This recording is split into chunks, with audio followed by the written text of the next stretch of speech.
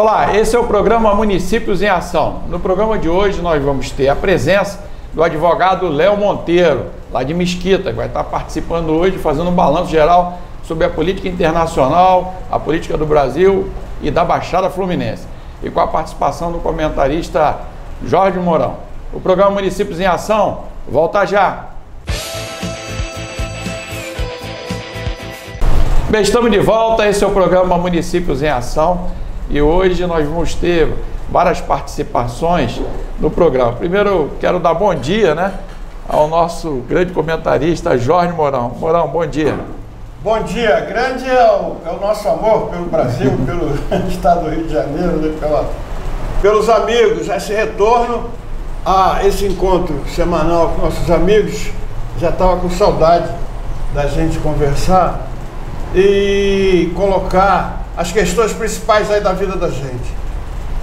Nesse período que estivemos ausentes, muita coisa aconteceu, o mundo deu várias voltas, E eu acho que a gente vai ter bastante coisa para conversar, bastante assunto para analisar, contando hoje com a colaboração preciosa, Eu vou daqui a pouquinho apresentar. Do advogado Léo Monteiro aqui, que vai dar um brilho e vai iluminar a nossa discussão aqui.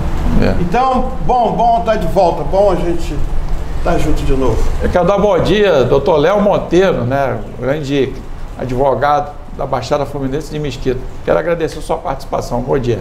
Bom dia, Renato. Bom dia, Mourão. Bom dia ao telespectador.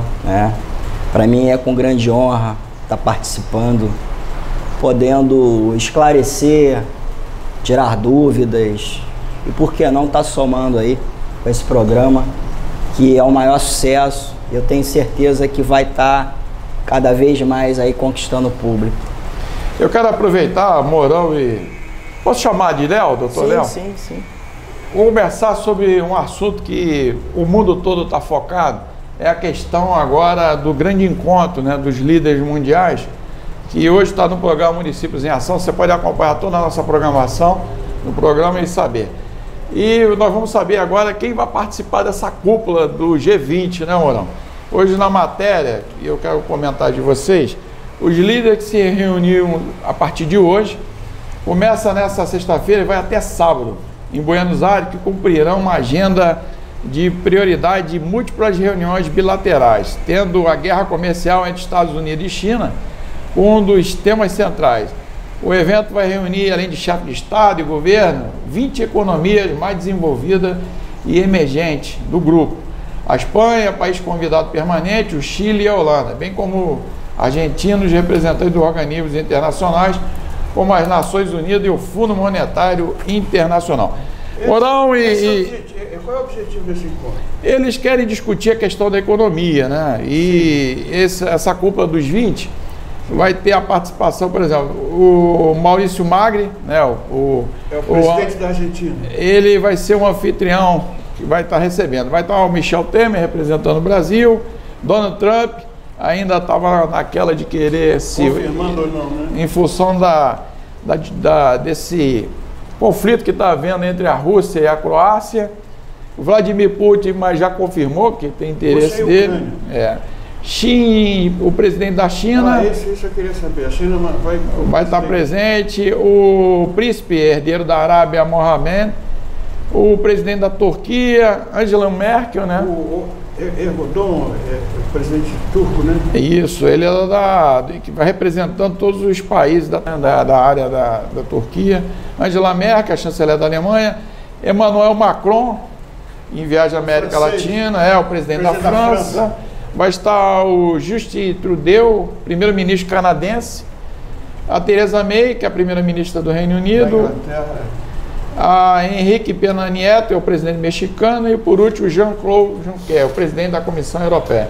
Queria que tu pudesse fazer um balanço, Mourão. Agora, a partir de 2019, muita coisa vai mudar no cenário internacional, com os presidentes que foram eleitos, principalmente aqui do Brasil, e a política.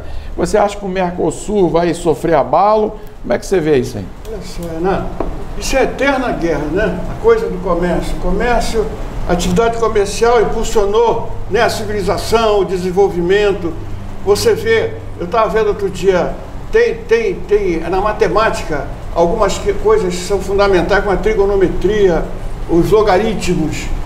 Eles foram inventados para facilitar o cálculo de transações comerciais.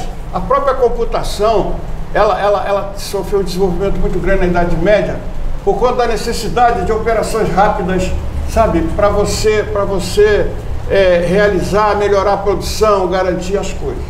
Então, o mundo respira essa coisa comercial, é o oxigênio, é o que movimenta tudo, é absolutamente muito importante, né? E aí, meu amigo, cada um faria pouca... Todo mundo grita e ninguém tem razão, né?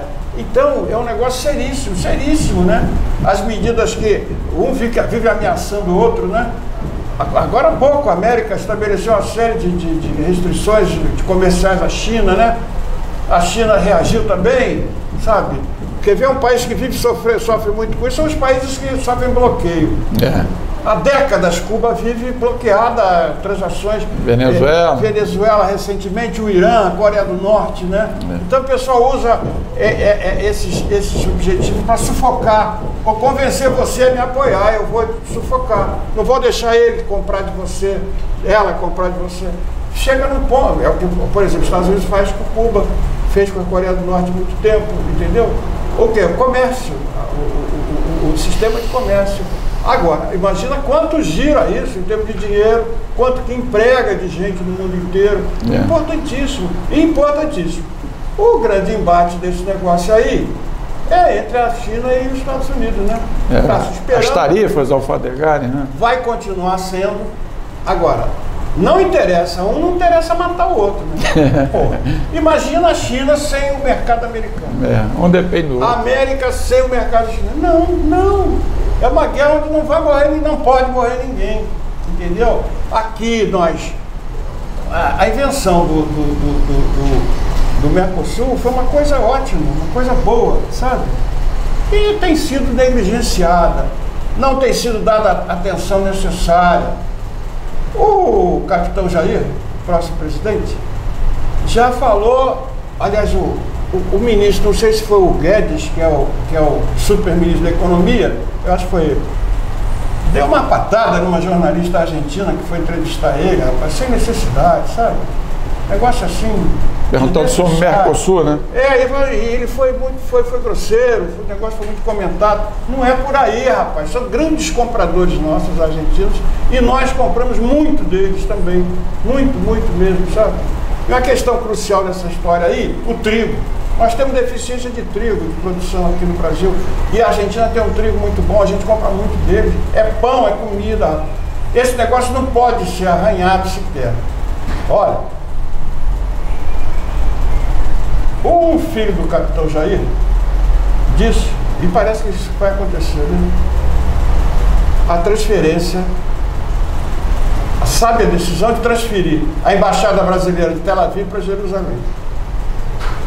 A ONU não reconhece Jerusalém como capital de Israel. Jerusalém é a sede, ou historicamente é a sede simbólica da religião católica, muçulmana e judaica. Tem um eterno conflito lá. Não tem que mexer com isso. Vão acontecer represálias árabes ao Brasil, já estão anunciados, já está anunciado. Só que os árabes compram quase que 50% da toda a produção de frango brasileira. Tu vai voltar... Não, deixa eu completar que só esse detalhe, né? Então, o quanto é importante essa coisa comercial, né? Quanto é importante. E aí, esse encontro aí, a gente tem que observar mesmo como é que vai ser. Principalmente, ninguém vai matar ninguém, né? Mas essa esgrima que vai ter entre americano e chinês, eu acho que é uma coisa que vai ser... O Brasil tem que tirar proveito dessas articulações aí. Doutor Léo, aproveitando sua expertise na área de advocacia, a diplomacia tem que falar alto, né? E aqui o Brasil depende desses países, igual o Mourão colocou muito bem. Nós precisamos criar um campo para que os produtos brasileiros também não sofram a retaliação. Como é que você analisa isso? Na verdade, diante das sábias palavras aí, né, a gente vive essa questão, que é uma questão histórica, aonde você tem a China tentando reconquistar num passado muito distante, que foi o maior comerciante, foi o povo chinês, que perdeu para os Estados Unidos essa posição, sendo que hoje, até pela política adotada pelo governo chinês, a gente sabe que tem essa disputa, quando na verdade a guerra não interessa a ninguém, muito pelo contrário. Hoje a guerra é comercial, né? Você tem o povo americano pensando no próprio povo americano, você tem o chinês aí tentando voltar ao que foi no passado, ou seja, o grande comerciante mundial, que é o povo chinês. Aí a gente volta para a questão do Mercosul, como foi dito pelo Mourão, a questão do pão nosso de cada dia, né?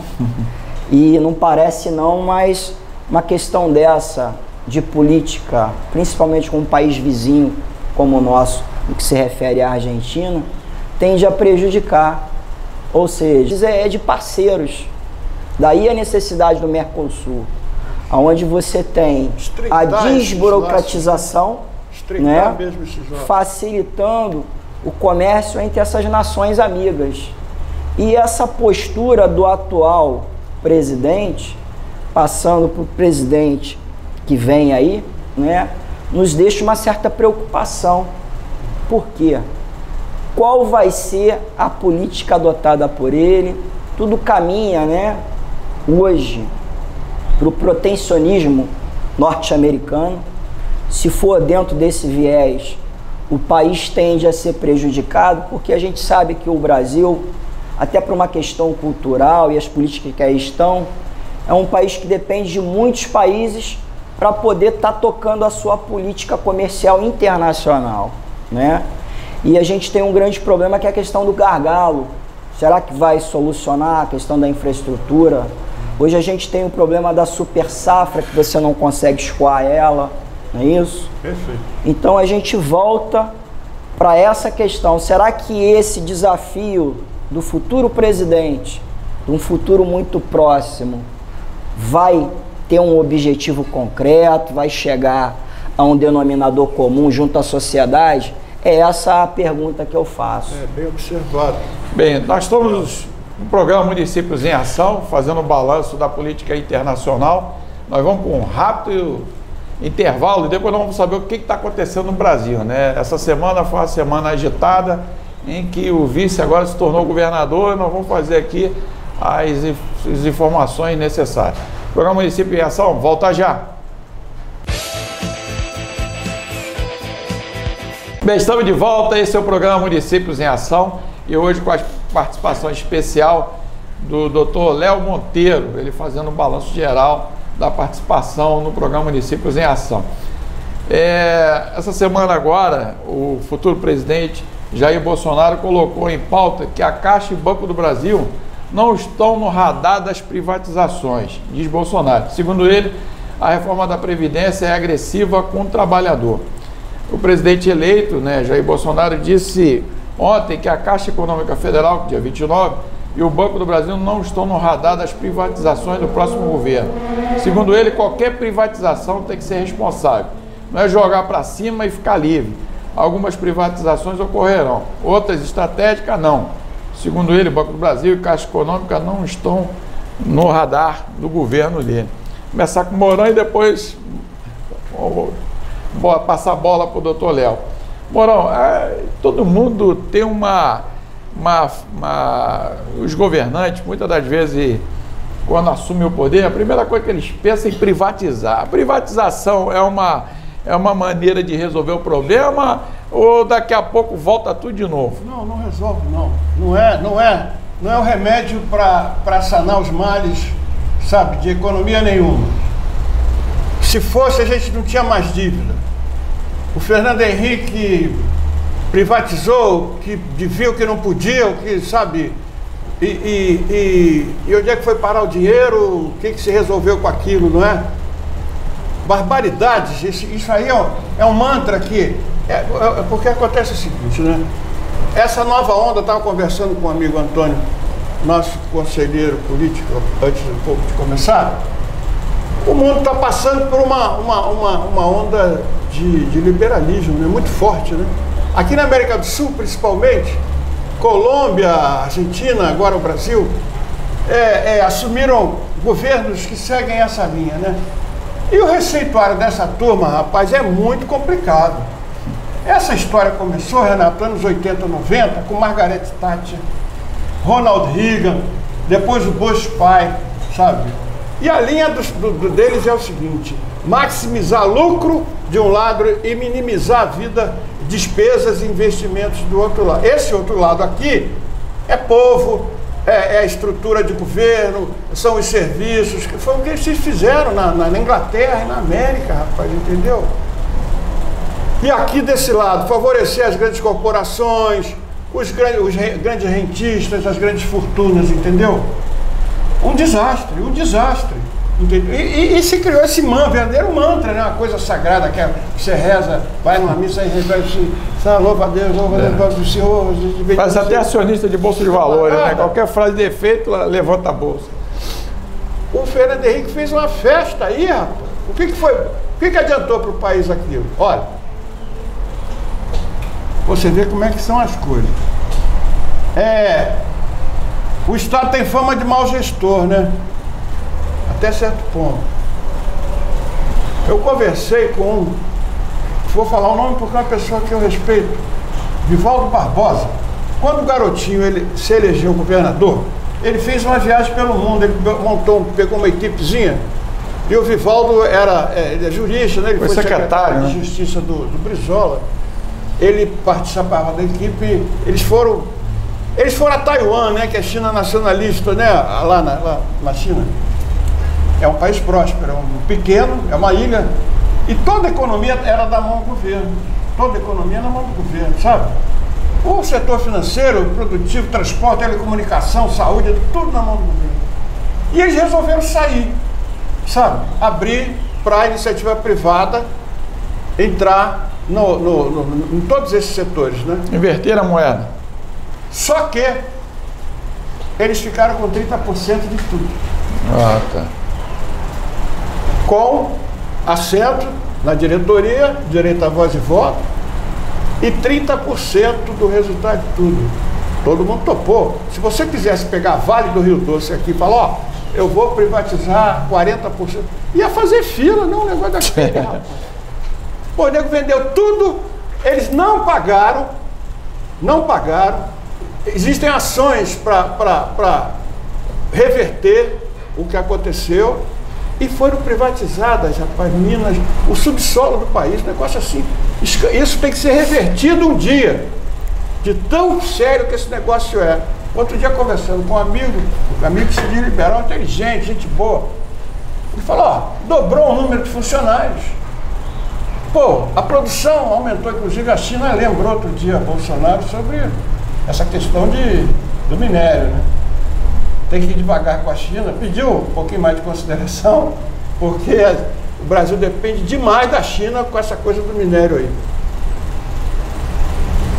E paga mais imposto, eu falei, não paga imposto. Eles não pagaram pela compra, usaram uma moeda podre, uma confusão lá no Bolsonaro, ficou por isso, o Fernando Henrique ficou por isso mesmo. Rapaz, privatizar o quê, rapaz? É complicado. Privatizar o quê, rapaz? Vamos devagar com isso. Banco, o PSDB privatizou banco, rapaz. O Marcelo Alencar privatizou o Baner, você privatizou... Olha, o Baner tinha toda a folha de pagamento do município, na época, acho que eram 140 mil ativos e inativos, do Estado, que devia ser o dobro disso. Dinheiro certo, religioso, todo... uma montanha de dinheiro. Você perdeu. Como é que você vende um negócio desse, cara? Me explica. Aí eu falei, relembrando o amigo que eu citei há pouco, o primeiro ponto, você tem que analisar o seguinte: isso é bom para quem? É bom para o país? É bom para o povo? Vamos estudar então, né? Vender a telecomunicação na França é uma autarquia, nem se fala de telecomunicação privada na França. E não tem uma avaliação depois que foi feito. Eu queria fazer... acabar. Então, o que acontece? Tem que parar com essa história. Imagina privatizar o Banco do Brasil, você deixar a moeda tua na mão. Olha, a gente já tem um problema crônico nesse negócio aí, nesse sistema bancário, porque 5 famílias, Renato, detêm todo o movimento financeiro do país, são 5 bancos. 5 bancos. Nos Estados Unidos, são 5.000.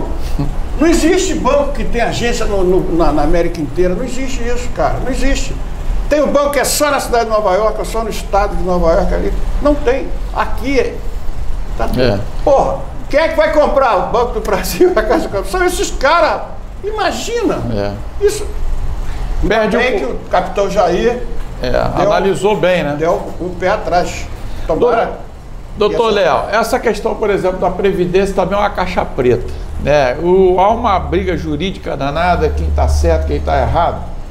E a população que trabalha, que sustenta a nação em função disso, fica preocupado com a questão de como é que vai ficar a aposentadoria. Como é que você analisa isso, essa questão da Previdência? Você hoje tem um problema no que se refere à questão dos congressistas, né? Que a grande maioria hoje eleito, até o próprio presidente futuro aí, tem um problema sério que são militares, né? E a gente sabe que o problema da Previdência, na verdade, não é o que se refere à parte privada. O grande ônus vem do funcionário público. Até onde vai ter essa coragem para mexer com determinados privilégios, né? Então a gente fica aí com um certo otimismo, mas também tem o pessimismo. Será que vai votar em benefício da nação ou vai continuar aquela moeda de troca? Agora não deveria ter, por exemplo, você e o Mourão, não deveria ter uma grande discussão de nação? A consulta, né? Popular. Chegar para a população, ver, cara, como é que nós vamos fazer? Até porque é o nosso futuro que está em jogo. Você está trabalhando hoje, como é que vai ficar? Em cima do que você coloca aí, a gente já teve essa consulta quando foi feito o referendo do desarmamento, o estatuto, onde a população deixou bem clara, naquela época, que ela era a favor de se armar. E, no entanto, houve o desarmamento. Então, isso aí é uma questão que vai depender muito da sensibilidade de quem for tocar essa questão no que se refere à informação. Será que nós estamos preparados para isso? Esse é um ponto crucial. A democracia, ela tem uma fábrica de 2 gumes, bem observado, né? Porque você vê uma coisa absurda como essa questão do armamento, a população votou a favor, né, da arma. Isso é importante que ele está falando. No Uruguai, só se privatiza, o Brizola era a favor disso. Qualquer proposta de privatização tem que passar por um referendo popular, rapaz. Vamos botar na televisão, 10 dias, 15 dias antes do dia. A população decide. Uma hora, meia hora você fala a favor, meia hora eu falo contra. Até a data lá. No Uruguai se tentou fazer isso com o sistema de comunicação do Uruguai. Foi a votação, o público disse que não, sabiamente. Pô, como é que tá, entendeu? Aqui não, que isso? E depois assim, essa turma não foi eleita para isso, rapaz. Na campanha eu não via o capitão Jair falar de privatizar Previdência, entendeu? Isso é muito delicado. Olha só, há pouco tempo o Congresso produziu um relatório, rapaz, feito com seriedade, demorado, um negócio bem estudado, em que eles chegaram à conclusão que a Previdência não é deficitária e não deve ser privatizada. Olha, estava lendo a notícia, o pessoal pouco ligou. Só que tem um dinheirão que os bancos estão querendo, rapaz, transformar aquilo em a previdência privada no Brasil. É ativo, né? Como eles fizeram isso no Chile, deu tudo errado. Mourão, aproveitando a sua fala, a gente também tem que levar ao conhecimento do público, quando você fala em banco, o banco também é um dos grandes maiores devedores da Previdência. Ou seja, se fosse a Previdência cobrar aquilo que ela tem de passivo, com certeza a realidade seria outra, né? Então eu não vejo isso como solução, muito pelo contrário, né? A gente tem que passar por uma austeridade, que seja feito um trabalho sério, possibilitando sim, através desse recurso, poder arcar aí com a despesa. Agora, que na verdade essa despesa não é... Conversar, mostrar para a população o quadro, né?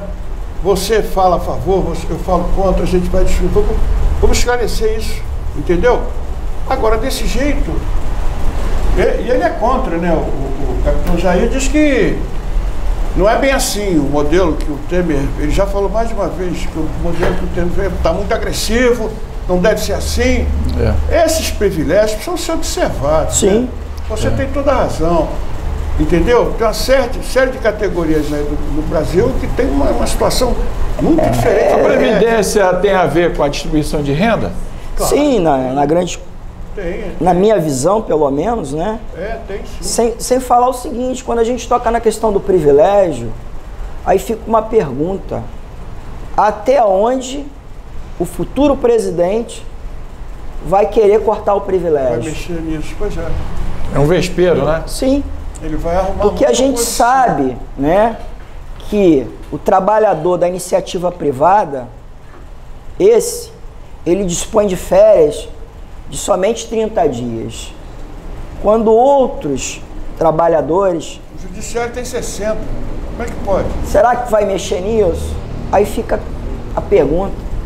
Vai normalizar? Vai deixar de existir esse privilégio? Sem falar nos supersalários.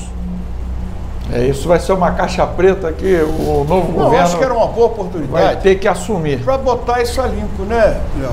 Botar isso a limpo. Vamos discutir todas essas questões. O que é que o povo acha? Agora, uma pauta específica, né? Não, tem que botar isso, fazer uma discussão pública. Entendeu? Todo dia, meia hora na televisão. Entendeu? Qual é o quadro? Dá um retrato dessa questão da Previdência no Brasil. Pública, privada, o que é que não é? O que quer se fazer? Porque fica complicado dar aumento para uns setores e dizer que o governo não tem dinheiro para pagar outros.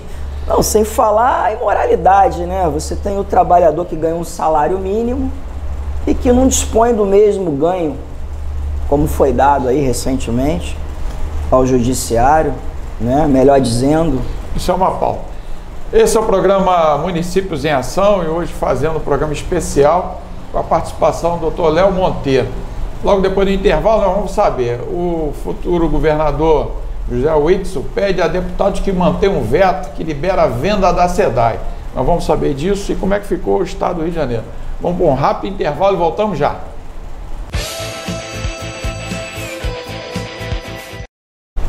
Bem, estamos de volta, esse é o programa Municípios em Ação. E se você quiser acompanhar toda a nossa programação, ficar ligadinho, é só observar, né, aqui nos créditos, para você acompanhar todas as nossas entrevistas. É uma matéria que deu uma discussão muito grande na Assembleia Legislativa e que sempre vem à tona é a questão da SEDAI, né? E o atual eleito governador, José Whitson, pede a deputados que mantenham um veto que libera a venda da SEDAI.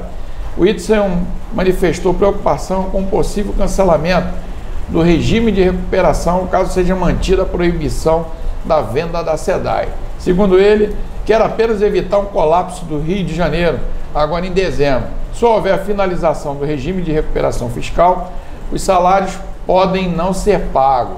Os servidores podem passar por um momento de muita dificuldade, alertou ele.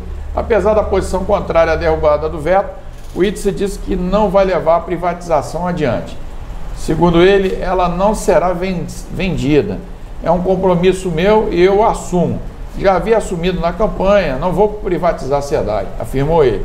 De acordo com o governador eleito, a empresa é superavitária, está dando lucro ao estado do Rio de Janeiro. Vou conversar aqui no bate-bola com o Léo e depois eu volto para o Mourão, porque a gente sempre tocou nesses assuntos, né, Mourão? Doutor Léo Monteiro, essa questão da água no mundo inteiro significa vida, significa uma matriz energética estratégica. E todo mundo quer botar os dedinhos ali na SEDAI. Como é que você avalia isso? Olha só, a gente tem que voltar lá atrás, né? Quando o Estado, na verdade, ele ficou com a questão do débito e criou a nova SEDAI. Essa nova SEDAI é a que dá lucro. Então, quando você pensa nisso, a possibilidade de entregar uma empresa que dá lucro, aí você fica preocupado, sem falar na questão estratégica. O mundo todo hoje sonha em ter a matriz hidrelétrica, a matriz hídrica que o Brasil tem e que o estado do Rio também dispõe, na verdade, né? Então deveria de existir outros pensamentos, outras visões. O problema não é você simplesmente colocar a empresa como garantia, quando na verdade você tem uma máquina mal gerenciada. E o reflexo disso, né, a gente pode até colocar aí como resultado dessas operações. Recentemente, né, nós tivemos aí um governador em exercício sendo preso. Então isso é o reflexo das gestões, do descaso, do descompromisso com o cidadão do estado do Rio. E mais uma vez eles tentam, né, vender uma ideia de que isso vai ser uma solução, quando na verdade não é. A gente precisa, na verdade, de uma reflexão até onde vai o papel do Estado. Por quê? De nada adianta você ter um Estado detentor de muitos direitos, quando na verdade ele falha com seus deveres. Então hoje a gente tem um problema da saúde. Aí eu até gostaria de aproveitar de falar o problema da saúde no nosso município, aqui da Baixada, a grande maioria, em particular Mesquita, que eu posso falar, que eu sou nascido e criado, tenho o privilégio, o prazer de poder estar reivindicando pelo município. E hoje a gente lá não tem o mínimo, você não tem nenhum pronto atendimento emergencial. Então são essas políticas que a gente tem que observar, a questão do gerenciamento do gestor público, o que ele está fazendo com o nosso dinheiro, para só então a gente poder fazer uma reflexão maior do que pode ser vendido e do que não deve ser vendido. Mas na minha atual concepção, jamais deveria de se dar a SEDAI como garantia de alguma coisa. Isso é um bem nosso. Agora, Mourão, no mundo todo, inclusive até na França, né, os países aí top, o berço da civilização, privatizaram e viram que cometeram esse erro, como é que fala? Desprivatizaram, voltaram... Estatizaram novamente, né? Reestatizou. Buenos Aires, Paris mesmo, sabe? Uma porção de lugares. Agora tem o seguinte, eu acho que ela já foi privatizada, hein, Renato? Porque há pouco tempo, hein, doutor Léo, houve, porque o governo federal concordou, né, em refinanciar a dívida do Estado, e o Estado colocando à venda a SEDAI. Isso faz parte do receituário. Eles sufocam os estados, depois a receita para aliviar a situação. Eu quero a tua empresa. Pô, camarada, é uma coisa complicada. É uma espécie de hipoteca, né? Isso não é de graça, é um negócio sinistro mesmo, sabe? Na verdade, o que você coloca aí, a questão...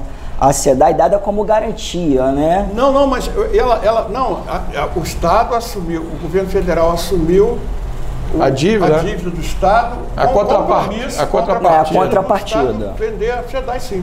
E ela foi vendida, inclusive uma parte para um grupo francês. Não é que tenha sido vendida. Os caras deram um sinal e esse sinal serviu pro Pezão pagar os funcionários. Não. Tinha 6 meses atrás, um ano. Um adiantamento, né?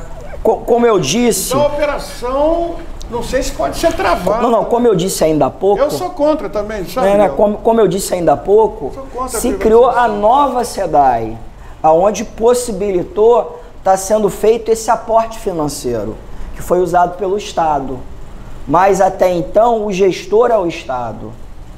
O que aconteceu foi isso. Entendi. Os ativos, acho que eu estou lendo aqui, eles foram colocados ativos. Agora, tudo isso vem num momento também complicado, né? Nós estamos passando agora uma crise muito grande no estado do Rio de Janeiro, em que hoje quem assume o governo é o vice-governador Francisco Dornelli. E isso vem no momento em que faltava pouco tempo para poder fazer essa transição, né, Mourão? hoje em todos os jornais, no mundo inteiro, não fala outra coisa, porque vai entrar agora os eventos e o Rio de Janeiro está em foco. Parece que as coisas só ocorrem no Rio de Janeiro. Parece que tudo só ocorre no Rio de Janeiro. Dornelles disse que dará prosseguimento à transição do Rio. O vice assume o governo após a prisão de Pezão. O vice-governador do Rio de Janeiro, Francisco Dornelles, informou ontem, que foi quinta-feira, em nota que dará prosseguimento aos trabalhos de transição de governo. O governador fluminense Luiz Fernando Pezão, cujo mandato ia se encerrar no dia 31 de dezembro desse ano, foi preso desde quinta-feira pela Polícia Federal na operação denominada Boca de Lobo, uma nova fase de Operação Lava Jato. Dornelles, que assume interinamente o governo, disse que manterá todas as ações previstas no regime de recuperação fiscal do Estado. E o governador eleito, o Wilson Witzel, disse que assumirá em 1º de janeiro de 2019 e divulgou uma nota. A imprensa diz que a transição não será afetada pela prisão de Pezão. Vou conversar aqui com o Mourão e depois o pensamento jurídico. Mourão, isso tudo há pouco tempo, né? Uma mudança de governo, tudo ocorrendo isso. E parece que tu aperta o botão, as manchetes sempre ocorrem para o mesmo lado. A gente já conversou mais uma vez sobre isso. Sabe, Léo, o Rio de Janeiro tem sido alvo de uma agressividade enorme, principalmente dos estados mais próximos, sabe? E a gente não defende, não evita isso, sabe? Começando, a gente foi a capital de um império, né, Léo? Verdade. O Portugal, Dom João VI veio para o Brasil, foi Salvador, depois veio para o Rio. E aqui trouxe a corte, trouxe a sede do Império Português, que era espalhado pelo mundo. Poucas cidades no mundo tiveram essa situação, né? Esse Londres, privilégio, Paris, né? Roma, Madrid, pouquíssimas, né? No Brasil, mais ninguém. Eu acho que desde essa época, Léo, foi criada uma animosidade contra o Rio de Janeiro, porque o Rio de Janeiro sempre teve esse lado de visibilidade natural, já vindo dessa época, e lançador de situações de moda, de estilo, de não sei o que. A sede da Globo, que eu não acho ruim, mas ela lançou estilo de vida aí nos últimos 40 anos, sempre pelo Rio de Janeiro. Rapaz, eu acho que isso criou uma animosidade. Primeiro, tirar a capital do país do Rio de Janeiro. E levaram os empregos também, né? Isso foi um negócio terrível. Pessoal, canta... A fusão do Estado, né? Juscelino, em prosa e verso, Juscelino, rapaz, foi um alucinado, rapaz. O que adiantou, entendeu? Olha só, isso foi uma barbaridade tão grande, que quando houve a reunificação da Alemanha, a capital era Bonn, cidade chamada Bonn, né? Era Berlim, historicamente Bonn.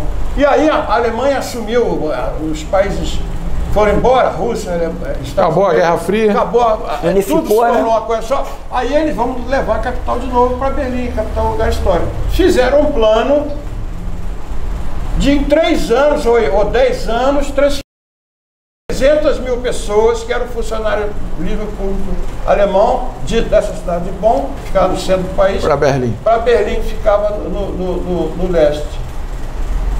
Aqui, em 4 anos, se transferiram 1.200.000 pessoas. O Rio de Janeiro não fechou porque São Sebastião é muito forte, cara. Você perdeu 1.200.000 postos de trabalho, dinheiro que era gasto da economia. Como é que isso foi acontecer? Mas recentemente, tem uma série de barbaridades que mostra a nossa fragilidade, a fragilidade da nossa elite. O que não acontece, por exemplo, com Minas, com São Paulo. O Lula resolveu abrir um saco de bondade, pegou o royalties do petróleo, que era todo do Estado, no mundo inteiro é assim, e dividiu com o Brasil inteiro, cara. Isso aconteceu. Rapaz, não existe isso. Como é que isso foi possível? Entendeu? E outra, olha, nós estamos no 4º governador preso. Garotinho, Rosinha, Cabral, agora Pezão. Quantos de São Paulo? Não, lá só tem santo, né? Lá. Rapaz, eles se blindam. Nem pensar. E aqui não. O que ainda vem mais por aí? sabe? Se eu tivesse a oportunidade de conversar com esse novo governador, rapaz, tem que ter um serviço de inteligência. O que está se passando? Ó, em Brasília o Lula está querendo pegar o Roy do Brasil. Não, peraí, vamos conversar. Que isso, rapaz? Concorda comigo, Léo? Sim, sim, infelizmente. Então está sendo depredado há décadas. E é mais uma. Moirão, Olha, só fechando, Léo. O cara tem culpa no cartório, tá, vai pra cadeia assim. Peraí, espera acabar o mandato, cara, um mêsinho, né? Ele vai perder a imunidade, tudo. Aí pega ele, avisa ele, ó, quando acabar, dia 2 de janeiro, tu tá em cana, hein? Não faz graça. Você tá falando em função do impacto, né? Rapaz, vai ficar na história aí, isso de novo. Juridicamente, doutor... Não, tem que botar o cara... Doutor Léo, Agora, esse aspecto político, Léo, da nossa imagem, da nossa... Pô, camarada, não para de jogar pedra na gente, rapaz, e não acontece nada. Como ameniza daqui para agora, frente? falando a questão profissional, né? Eu, na condição de advogado, militante, atuo na área penal, o que eu vejo, né, é a influência política em questões judiciais. Né? Então você acaba criando uma limosidade para o Estado, né? Inclusive foi até colocado aí em alguns veículos de comunicação que o Estado do Rio de Janeiro exportou esse modelo de corrupção, quando na verdade a corrupção ela é endêmica, não é única e exclusivamente do Estado do Rio. Eu vejo esse problema de uma forma macro. Aí a gente vem para a questão da nossa elite, do nosso empresariado, né? Que vai lá corromper. O problema maior está no crime de corrupção. Essa é a grande mazela da sociedade. E que mata muito mais do que aquele simples ladrão ali. Entendeu? Então, aí você volta para essa questão desse afronto ao Estado. Porque você não está prendendo uma pessoa, você está prendendo um governador em exercício. Quando, na verdade, faltava-se muito pouco. E essa investigação não é de agora. Então a gente tem o problema do show pirotécnico que a Polícia Federal faz, né? E que afeta o Estado do Rio. Claro. É muito triste para nós, cariocas, estar vivenciando isso. Qual a imagem do político carioca? A imagem do Estado mesmo. Do Estado do Rio. Sem falar numa questão, né, que o presidente, apesar da gente não concordar em tudo com ele, mas ele é do Estado do Rio. Apesar de ter nascido em outro estado, mas foi eleito por aqui. Então a política dele, ele na verdade deve o seu mandato ao Estado do Rio de Janeiro. Então a gente tem que estar aí atento a essas questões. Não, só para reforçar o que você está dizendo, sabe o resultado disso? O Rio de Janeiro caiu de segundo lugar na economia, no potencial econômico mesmo, em produtor de receita, de renda, do segundo para o quarto ou quinto hoje. E mais grave ainda, o Rio de Janeiro é a cereja do bolo, né? É a cidade mais bonita do mundo. Eu já tive a oportunidade de viajar, eu acho que você já deve ter viajado também, Renato. Cara, o Rio de Janeiro é brincadeira. O turismo, nós éramos a cidade mais visitada do Brasil, hoje também estamos lá, depois de São Paulo. Olha só, depois de São Paulo, Belo Horizonte, é o resultado dessa história aí, desse linchamento. Sim, sim, aí a gente vem para a questão da violência, né? Eu acho que a violência maior é quando você vem num estado como o nosso, né? Cujas riquezas brotam daqui, e você não tem a contrapartida. O Estado do Rio de Janeiro, no nosso modelo de federação, é um dos que mais contribui para a União e que menos recursos tem da mesma. Então a gente é pilhado e não tem a contrapartida. Esse é o programa Municípios em Ação, fazendo um balanço da semana das principais notícias que influenciaram o mundo e o Brasil e o Estado do Rio de Janeiro. Nós vamos para um rápido intervalo e voltamos já.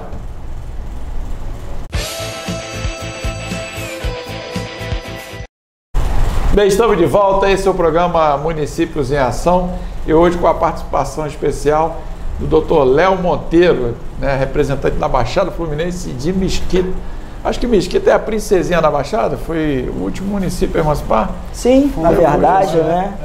Hoje a dificuldade de emancipar um município é muito maior, né? Porque você tem que ouvir todos os distritos, não só aquele que tem a pretensão de se emancipar. Daí a dificuldade.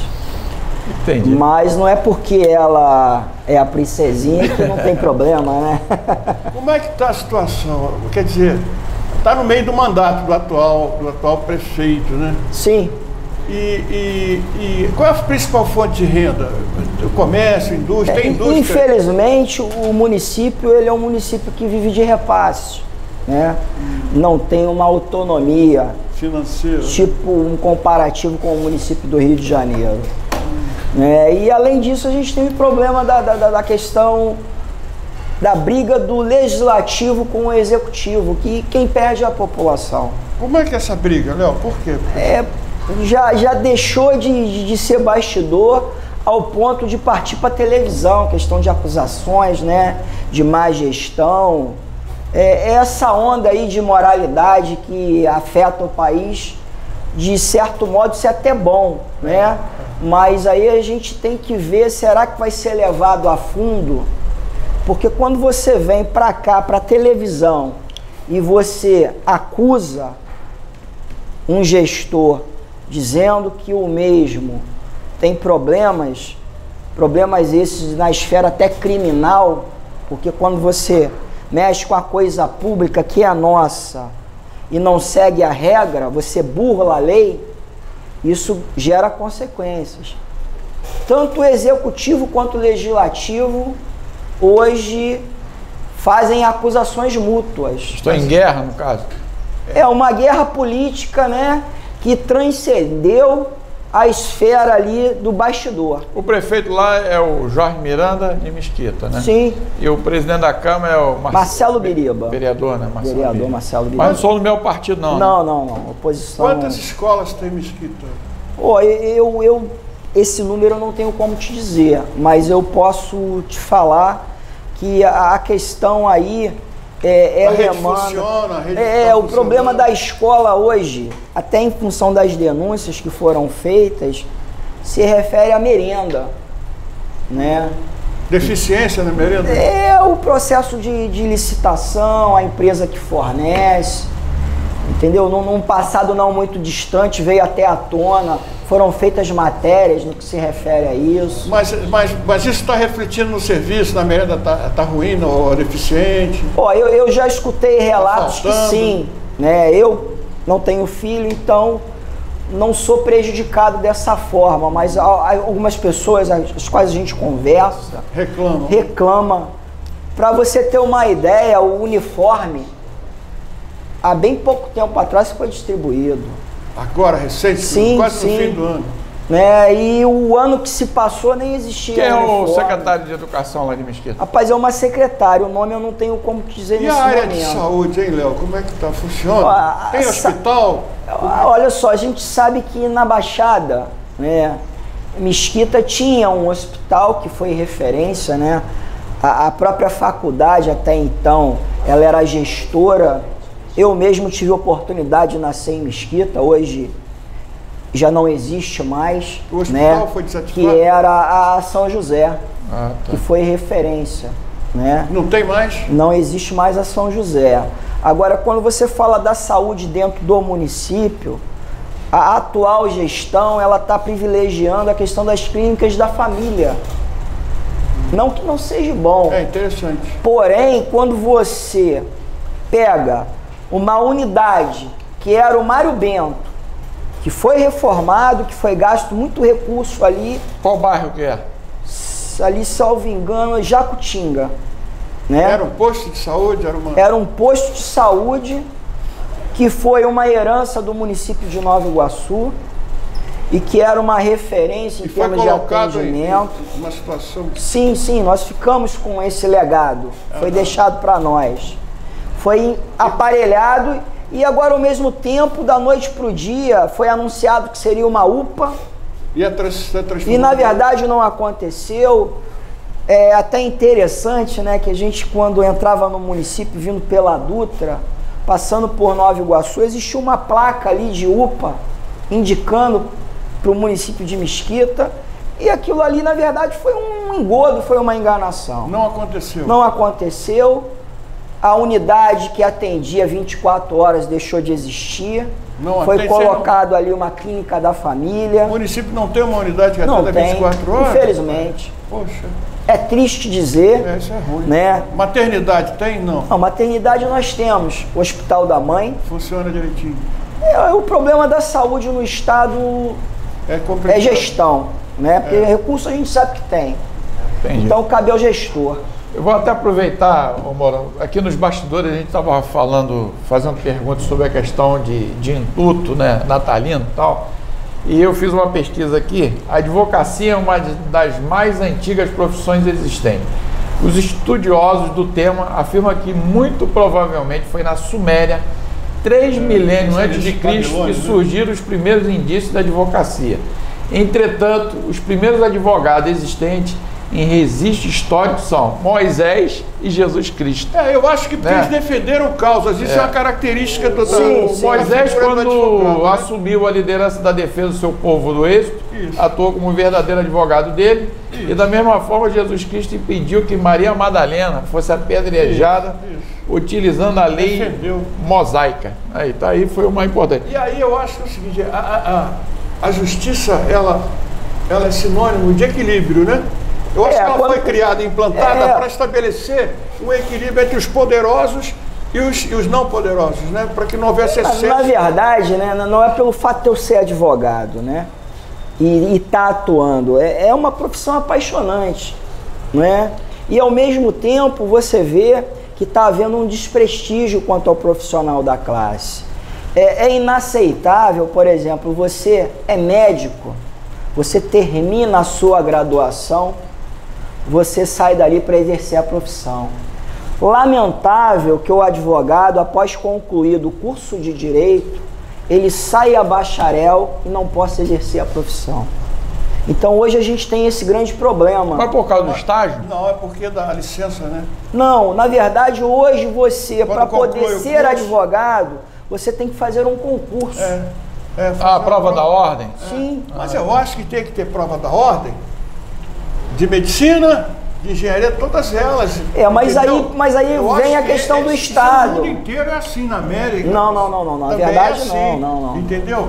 Tem provas. Na América tem para você exercer. Depende do país. Na América tem. Na verdade, eu acho que o controle, na minha concepção, parte da universidade. Para quem dá a certificação. Ou seja, como é que você pode ter uma universidade com a chancela do Estado, né, cobrando uma mensalidade e, na verdade, ela não forma um profissional? Uma das razões porque foi criado o exame da ordem dos advogados, porque se tornou uma festa, tinha escola de direito em cada esquina. Isso foi uma medida saneadora importantíssima, Léo. A divergência. Eu acho que foi importantíssima, cara. Então, aproveitar, eu quero uma matéria hoje que está em destaque no programa Municípios em Ação. A gente já está encerrando o programa aqui, mas o STF suspende julgamento sobre o indulto natalino. O placar foi de 6-2. A maioria dos ministros do Supremo Tribunal Federal, do STF, votou ontem, dia 29, a favor da validade do decreto de indulto natalino editado pelo presidente Michel Temer no ano passado. No entanto, o julgamento foi suspenso por pedido de vista dos ministros Dias Toffoli e Luiz Fux. O adiantamento continua valendo a liminar proferida pelo relator, ministro Luiz Roberto Barroso, que suspendeu parte do texto do decreto. E apesar da maioria formada por 6-2, os ministros começaram a discutir no fim da sessão se o resultado poderia prevalecer mesmo após o ministro Luiz Fux pedir vista do processo, fato que provocaria a suspensão do impasse. Agora eu faço uma pergunta aqui, né? A gente estava até conversando, né, mano? Aproveitar, doutor Léo Monteiro. O indulto é uma prerrogativa do presidente, mas essa prerrogativa, ele pode soltar quem ele quiser? Não, na verdade não tem condição para isso? Não funciona assim, né? Os critérios são determinados por ele. O que se questiona aí, né, é a moralidade, não a legalidade. A legalidade, no meu ver, não tem nenhum vício, entendeu? O ato parte do presidente, é um poder discricionário a ele, mas como a gente sabe, né, a questão política, às vezes ela influencia na matéria do direito. A preocupação é por causa do pessoal do Lava Jato, é isso? Que está envolvido, é isso? Há um entendimento que sim, né? O interessante do direito que são as correntes. Nunca se tem uma unanimidade. Tanto é que os ministros, né, a nossa corte maior, não teve esse... Porém, eles reconhecem. Tem brechas, né? Isso? Não, se reconhece, tanto é que foi votado, a maioria decidiu por manter, né? O ministro Barroso, até carioca, né? O mesmo, né? Então, ele entende de outra forma. Acredito eu, na questão da moralidade. Porque sim, poderia beneficiar pessoas, né, ligadas à Lava Jato. Mas isso está dentro do decreto da Constituição, é isso? É uma prerrogativa do presidente? A Constituição determina... É um decreto, não está na Constituição. É um decreto presidencial? Não. É uma prerrogativa. Ele tem essa possibilidade. É um poder dado agora, ao presidente. Ele é redigido e... Se ele quiser, aí por exemplo... Ocasião, né? Mas esse induto, ele pode liberar, eu só quero o vermelho, o azul, o branco, ou atende a todo mundo? Então, num determinado critério, né? Que a partir do momento em que você determina as regras... A quem está dentro daquela E se você se enquadra nelas, você tem esse direito. Entendi. Entendeu? Todo mundo estava preocupado, né, Moral? De todo mundo agora aí. Bem, nós estamos chegando ao final do programa Municípios em Ação. Foi um momento importante, né, Moral? Depois de um período dos nossos amigos. Aí. Nós queremos até agradecer os amigos, né, da Europa que acompanham a nossa programação. Gente na Europa, nos Estados Unidos. E você que está nos acompanhando, quiser mandar alguma matéria que está acontecendo aí no seu estado. Semana passada conversei até com os amigos que têm família lá no Colorado, com aquele verão, né, aquela tempestade que acabou com as mansões lá. Ele, nós aqui acompanhamos o programa, mas você fala sobre essa questão todinha das mudanças climáticas, porque isso é um troço sério. O incêndio, né, na Flórida, né? E eu quero, aproveitando, Moral, agora nós vamos começar de novo com o programa. Queria convidar todos os nossos amigos aí, os empresários também, para investir no programa, né? Para poder colocar a sua empresa. A gente precisa de apoio. Isso aqui mobiliza muita gente, e tem gasto de energia, o estúdio, né? A operação do equipamento, que custou muito caro, esse equipamento é de última geração, a gente consegue transmitir com ótima resolução, imagem e som também. A gente precisa de apoio, em qualquer lugar do mundo é assim. Então, tem um modelo, até queria conversar contigo, mas a gente conversa já com os amigos, né, botar isso para eles já conhecer. Um jornal inglês chamado The Guardian, que é excelente, sabe? Eles não têm patrocinador. Eles vivem da contribuição, da colaboração das pessoas. A doação. Então, agora num número recente, ele é diário, né? Agora, dessas semanas, apareceu uma gestora ela foi responsável pelo projeto que eles definiram há um ano e pouco atrás, de pedir colaboração para o jornal conseguir sobreviver. Tipo uma vaquinha, né? Então é o seguinte, você colabora uma vez só, você dá R$10 uma vez só. Você pode dar R$10 todo mês, sabe? Você pode dar uma vez por ano, de 6 em 6 meses, do jeito que você puder, sabe? Aí eles te mandam lá uma conta, né? E depois você, quando recebe, vai um recibozinho para você, daquela quantia. E eles explicam com razão. E o jornal fica independente também, né? Tem que ter uma qualidade, sabe, excelente de opinião, de independência, sabe?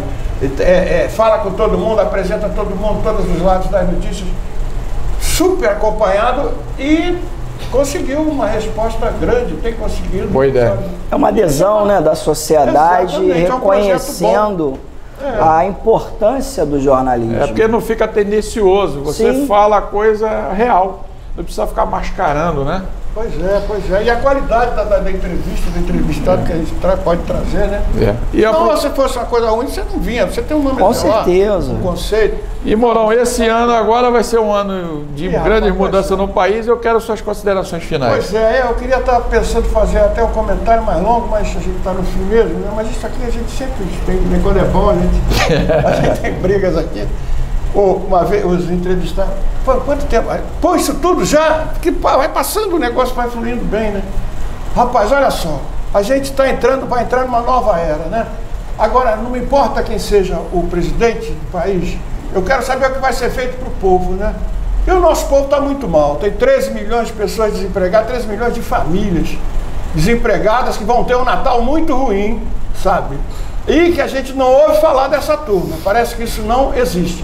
São 13 milhões de desempregados, são mais 60 milhões na informalidade, vem fugindo do Rapa, e mais uma... É gente à beça. Parece que isso não existe. Isso não é de graça.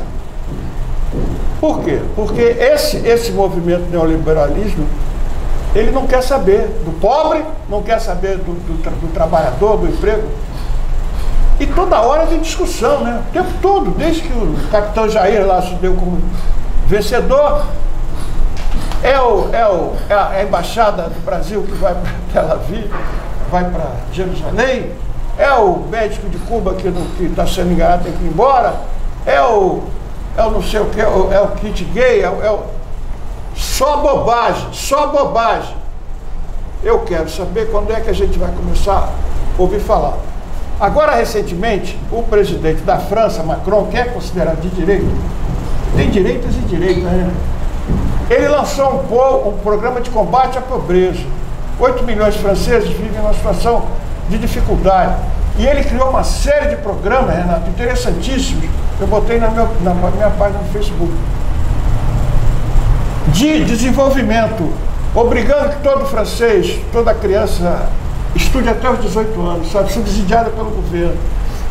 É uma série de programas de qualificação de mão de obra, programas de apoio, agências que vão te oferecer emprego, você vai lá, se inscreve, você vai ser chamado para oferta de emprego, você não pode ficar recusando. E uma coisa nova, rapaz, uma renda mínima. É isso, pô, sempre tratamos disso aqui no programa. A gente sempre fala desse negócio, rapaz. Vai criar, ainda não tem definido o valor, uma renda mínima para toda a população francesa. Acabando com a miséria. E ele diz o seguinte: não adianta ficar fazendo programas para aliviar a pobreza. Tem que fazer os programas para ajudar o pobre e para tirar o pobre o cara da pobreza, sabe? Então, eu queria ver o nosso presidente falar disso. Ainda não ouvi. São pontos que a gente pode tratar. Ainda não ouvi. Porque é o mais agudo. É o desemprego, rapaz. Não é? Verdade. Porra, é a coisa mais doída que o nosso povo está passando. E medidas emergenciais, a gente falou disso aqui meses, né? Um restaurante popular, um programa de renda mínima, sabe? Tem que... Olha, progresso é com dinheiro no bolso. Se o povo não tiver recurso, não tiver renda, não tem progresso. Não adianta a fórmula mágica, isso não vai para frente. Então, estou preocupado, sabe, Renato? Estou preocupado. Ficou para o final, aí é pouco, mas eu queria falar, mas nas próximas perguntas a gente vai falar. Eu quero, estou torcendo, é meu presidente, né? Vai fazer. Vou torcer para que seja muito bom, porque se for ruim, vai ser ruim para mim e para todo mundo, né? Então, é isso. Bom estar de volta, um abraço, até a próxima. Obrigado. Doutor Léo Monteiro, né, representante de Mesquita, eu quero as suas considerações finais. A gente está até falando, vai ter cinema também em Mesquita, né? Eu gostaria até de agradecer, né? A gente está encerrando aí. Para mim foi uma honra estar com você, Renato, estar com você, Mourão, e deixar uma pergunta no ar, né? Sejamos otimistas, não é verdade? Com certeza. E gostaria de fazer umas considerações, né, interessante dentro do que foi falado aqui, que para mim é fundamental que exista programas como esse e que venham outros, para que a gente possa ser voz para que a gente possa estar sendo ouvido, né? Que sejam levantadas questões que façam com que as pessoas façam uma reflexão. Porque hoje o problema deixou de estar no nosso vizinho e já está batendo na nossa porta. E uma coisa é clara, né? A gente escuta muita coisa, queremos nós que o nosso futuro governo, seja ele federal ou estadual, possa estar desenvolvendo o nosso país, possa estar desenvolvendo o nosso estado. Eu acredito que isso só vai ocorrer se for investido em educação, porque a violência está aí, nos assusta, ao ponto de perdermos recursos em razão dela, de perdermos emprego em razão dela. Daí a necessidade de se investir em educação para que esse jovem possa ter uma oportunidade, né? Que sejam feitas medidas paliativas, né?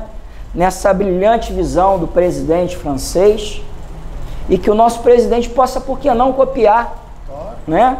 Que acho que aquilo que é bom a gente tem que manter e reproduzir. Perfeito. Né? Perfeito. A roda ela já foi inventada, então não estamos aqui para inventar algo melhor que a roda. Né? Vamos atentar aí a essa necessidade que é nossa, que é a cada um de nós. Hoje, quando você sai de casa, fica aquela dúvida: será que você vai voltar? Essa é a questão. Principalmente a gente, vítima da violência, de uma forma em geral, aqui na Baixada, né? A gente tem um déficit do policiamento que é tamanho, diferentemente daquele cidadão que mora na Zona Sul. Então está na hora do nosso governador olhar para a Baixada e dar um carinho especial. É isso que eu peço. E o cinema é dia 8, né? Sim, sim. Nem tudo é ruim, né? A gente vai ter um pouco aí de cultura. Graças a uma parceria do governo do estado, através da Secretaria de Cultura, dia 8 vai estar sendo exibido... Inaugurando? Não, vai estar sendo exibido um filme, né, nacional, não vou falar aqui porque vai ficar um mistério, um segredo, para que haja mais interesse. Vai ser exibido na Praça João Luiz do Nascimento, no centro de Mesquita. Gratuito. Gratuito.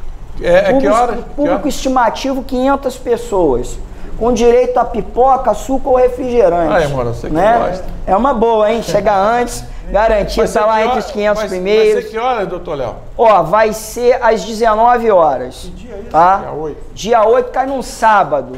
E é importante, por quê? Porque ali a gente tem comerciantes, né, que vivem na informalidade. Vai ser uma oportunidade deles complementar a renda deles. Dessas pessoas que são o Brasil. Que o brasileiro, como dizem, tem que ser estudado, né? Porque é um povo guerreiro, é um povo assíduo e honesto. Muito honesto. Muito obrigado a todos. Foi um prazer, viu? Então, ok, chegamos ao final do programa Municípios em Ação. Muito obrigado. Eu acho que é importante você voltar aqui, porque as informações que você passou para nós foi bastante esclarecedora, né? Até aprendi agora algumas coisas aqui.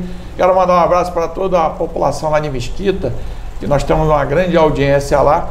E toda a nossa programação está sendo transmitida pela TV, canal 2 da NET. Você pode acompanhar 7h30 às 13h30, 8h30 e 10 horas da noite. 4 horários o programa está sendo. Então, de domingo a domingo você vai ter toda essa programação aí.